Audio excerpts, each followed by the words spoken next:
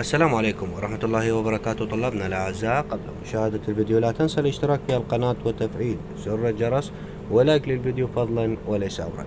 طلابنا الأعزاء، أتمنى من كل شخص يشاهد الفيديو الانضمام إلى قناة التليجرام اللي موجود رابطها أسفل الفيديو في صندوق الوصف وفي التعليق المثبت. أنشر بها جميع الملخصات، جميع الأسئلة اللي تخص نصف السنة، حذوفات ما حذوفات، الخبر أول بأول، مختصة بوزارة التربية. فأتمنى من الجميع أنه تنضمون بها.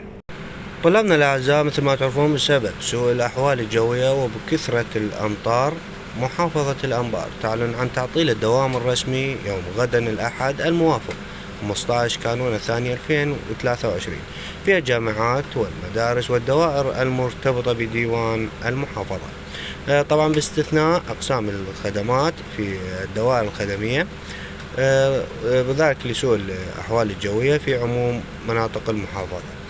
فقط محافظة الأنبار اللي أعلنت عن تعطيل الدوام.